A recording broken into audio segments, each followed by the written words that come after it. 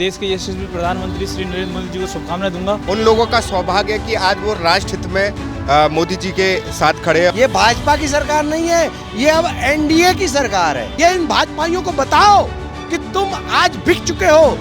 BJP या NDA के प्रधानमंत्री नहीं है, अब वो पूरे देश के प्रधानमंत्री हैं। 2024 के लोकसभा चुनाव खत्म हो चुके हैं और नई सरकार बनने जा रही है, यानी कि जो अब सरकार बनेगी वो मिली जुली सरकार है।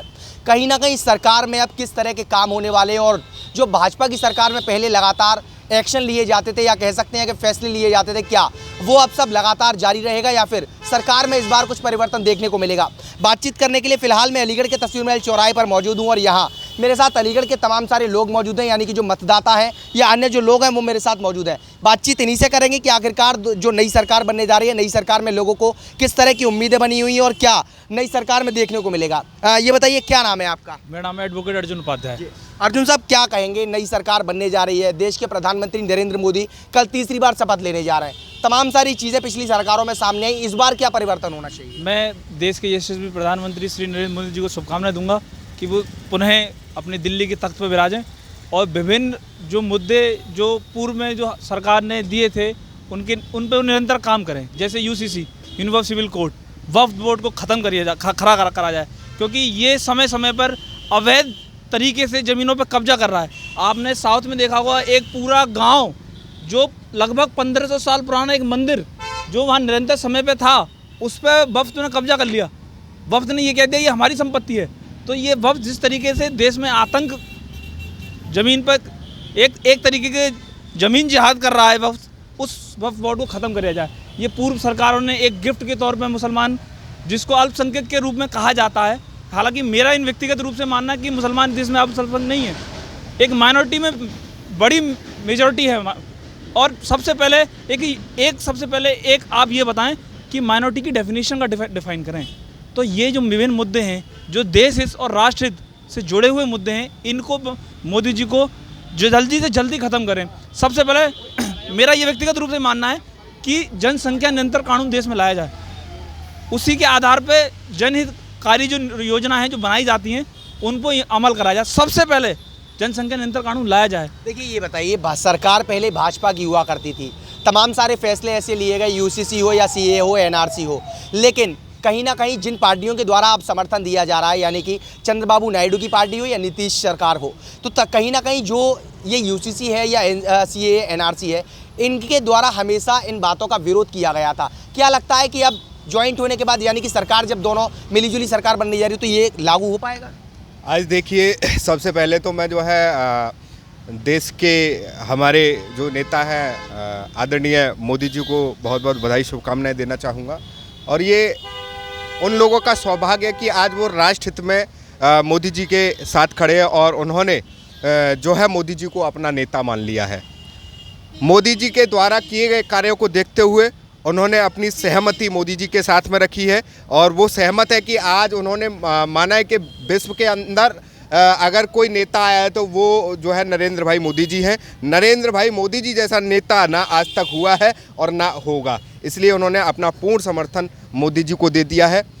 मैं केवल और केवल जो है ये कहना चाहता हूँ, जिस तरीके से देखिए हार जीत चलता रहता है, आगे हम और संघर्ष करेंगे और मेहनत करेंगे। जो मुद्दे हमारे रह गए थे बाकी बचे हुए, चाहे वो हमारा पीओके हो, चाहे वो हमारा माँ सरस्वती का मंदिर हो, चाहे वो भगवान श्री कृष्ण की जन्मभूमि हो, चाहे वो बाबा काशी विश्वनाथ का मंदिर हो, चाहे वो जनसंख्या नियंत्रण कानून हो की बात हो, चाहे वो हर हिंदू समाज के एक धरातल के व्यक्ति के विकास की बात हो, चाहे वो युवाओं को नौकरी की बात हो, रोजगार की बात हो, इन सब मुद्दों के साथ में हमारे देश के प्रधानमंत्री आदरणीय नरेंद्र मोदी जी तीसरी बार अपनी चौगुनी ताकत के साथ में काम करेंगे और हर धरातल के व्यक्ति को जो वो चाहता है, उसका जो सपना उसको पूरा करने का काम करेंगे। क्या कहेंगे, जिस तरह से लगातार इन्होंने तमाम सारी बातें कही,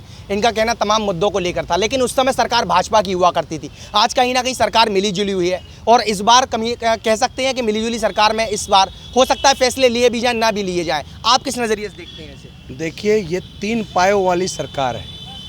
और ये सरकार एक पंगु सरकार, लाचारा सरकार। और ये मोदी 1.0 से मोदी 2.0 के बाद अब मोदी 3.0 नहीं है, ये भाजपा की सरकार नहीं है, ये अब एनडीए की सरकार है।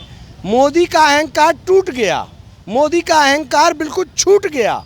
मोदी का अगर आप मोदी जी की बॉडी लैंग्वेज देखें तो मोदी जी खुद अपने आप में एक कमज़ोर नेता के रूप में दिख रहे हैं। और ये भाजपाई यहाँ के इनकी ये मानसिक विकलांगता का शिकार हो चुके हैं, ये संकीर्ण सोच और मानसिक विकलांगता के शिकार हैं और ये विकृत मानसिकता के शिकार हैं। ये कहीं ना कहीं इनको समझ ही नहीं है कि देश क्या कह रहा है। देश की जनता का ये चुनाव हुआ है, ये राहुल गांधी वर्सेस मोदी था, जिसमें मोदी को देश ने नकार दिया। आज देश राहुल गांधी की जो मोहब्बत भरी बातें हैं, जिसके अंदर देश के मुद्दे हैं, बेरोजगारी, महंगाई है, जिसके अंदर तमाम मुद्दे ऐसे जाति जनगणना से लेकर तमाम श्रमिक न्याय से लेकर नारी न्याय से लेकर तमाम भागीदारी न्याय लेकर और लोगों को कुछ देने की बात है। और देखिए कांग्रेस का घोषणा पत्र देखिए, अगर कांग्रेस की सरकार होती तो हर गरीब महिला को 8,500 रुपये महीना मिलता और हर युवा जो बेरोजगार युवा है, जो ग्रेजुएट डिप्लोमा है, उसको 8,500 रुपये मिलता। और आज राहुल गांधी जी ने जिस प्रकार देश के अंदर लड़ाई लड़ी है, राहुल गांधी जी के पीछे पूरा देश खड़ा है। ये और बात है कि इनके साथ जो इनके सहयोगी हैं, अगर आप जिनकी बात कर रहे हैं, हमारे चाचा नीतीश जी हुए या चंद्रबाबू नायडू जी हुए, इनका कभी भी अंतरात्मा ये जाग सकती है, क्योंकि ये नॉर्थ पोल और साउथ पोल का मिलन है और नॉर्थ पोल और साउथ पोल कभी दिल से नहीं मिल सकते। अगर आपको थोड़ा सा भी फिजिक्स का ज्ञान हो, ये ऐसा मिलन है कि जिसके अंदर ये 6 महीने भी ये सरकार चल जाए तो आप मुझे बताइएगा। क्योंकि देखिए उन्होंने जिस वक्त एनडीए की बैठक हो रही थी, उसी वक्त समानांतर चंद्रबाबू नायडू के बेटे वहाँ पर आंध्र प्रदेश में वो बैठ कर क्या कह रहे थे कि हम मुस्लिम आरक्षण लागू करेंगे। ये इन भाजपाइयों को बताओ कि तुम आज बिक चुके हो, तुम आज किसी दूसरे पर निर्भर हो। आज मोदी वो मोदी नहीं है, मोदी का काल खत्म हो चुका, मोदी ब्रांड खत्म हो चुका। मोदी ब्रांड वो ब्रांड है जो देश के अंदर नाकारा नफरत फैलाने वाला है। बीजेपी या एनडीए के प्रधानमंत्री नहीं है, अब वो पूरे देश के प्रधानमंत्री हैं। मैं जैसे कि आपको पता है कि नीतीश कुमार जी ने अभी उनके सहयोगी साथी ने कहा था कि अग्निवीर पर हम पूर्ण विचार करेंगे, तो ये विचार अग्निवीर पर मोदी जी को करना पड़ेगा और अग्निवीर को ख़त्म भी करना पड़ेगा। और जैसे कि भाजपा चिल्ला रही थी 400 पार 400 पार 400 पार 400 पारों का नारा जो भाजपा ने दिया था, उसको देश की जनता ने बता दिया कि इस देश में लोकतंत्र जिंदा है। कल मोदी जी ने एनडीए की बैठक में, पुराने संसद भवन में एनडीए की बैठक हो रही थी, उसमें सबसे पहले मोदी जी ने जो देश के संविधान को ख़त्म करने की बात कही थी, सबसे पहले मोदी ने उस संविधान को नमन किया था। इसलिए मोदी जी को पता चल गया कि देश के संविधान के साथ अगर देश के संविधान के साथ भाजपा ने खिलवाड़ किया तो देश की जनता उस मोदी जी को उखाड़ के फेंकेगी। सरकार की क्या उम्मीद है, सरकार चल पाएगी? सरकार बिल्कुल नहीं चल पाएगी, क्योंकि जब 4% आरक्षण की मांग नीतीश जी ने की है, चंद्रबाबू नायडू ने की है, तो मोदी जी 4% आरक्षण को लागू नहीं करेंगे। वहीं इन पर विपटन पैदा होगा और 6 महीने के अंदर ये सरकार बिल्कुल गिरा के दिखाएगी और इंडिया गठबंधन की सरकार बनेगी। अर्जुन जी आपके पास लौटूंगा। आपने बात की थी सीएए की हो, एनआरसी की हो। जिस तरह आप सीएए एनआरसी की बात कर रहे हैं, तो हमेशा जो दल सहयोगी दल रहे हैं अब, यानी कि जिनके द्वारा सहयोग दिया गया, वो हमेशा इस बात का विरोध करते हैं। अब आप कैसे कह सकते हैं? देखिए, विरोध करना उसका काम है, विपक्ष का काम विरोध करना है। विपक्ष का काम विरोध करना है, विपक्ष का काम विरोध करना है। और मैं एक बात का जवाब, मैं हर बात का जवाब देने को यहाँ तैयार खड़ा हूँ। 99 सीट आई हैं मात्र कांग्रेस की। कांग्रेस दम भर रही है। अरे आपने लोकतंत्र तो खत्म कर दिया, आप डेमोक्रेसी की जगह आप नेपोटिज्म को सपोर्ट कर रहे हो। राहुल गांधी बहन किसकी हैं? गांधी परिवार की। आप लोकतंत्र की बात कर रहे हो कि लोकतंत्र खत्म कर दिया। 100 से ज़्यादा संविधान संशोधन कांग्रेस कर चुकी है अब 2014 से पहले। कौन करेगा? ये चीज़ गलत है। देखिए, ये मैं फिलहाल अलीगढ़ के तस्वीर महल चौराहे पर मौजूद था और यहाँ अलीगढ़ के जो लोग हैं, तरह तरह की बातें सामने आई। बता दूं आपको कि कल 9 जून को देश के प्रधानमंत्री नरेंद्र मोदी प्रधानमंत्री पद की फिर तीसरी बार शपथ लेने वाले हैं और इस शपथ में अब आखिरकार सरकार किस तरह चलेगी या फैसले किस तरह लिए जाएंगे, ये देखने वाली बड़ी बात होगी। फिलहाल मेरे सहयोगी अजहर नवाब के साथ मैं विनय माथुर, श्रेष्ठ यूपी, अलीगढ़।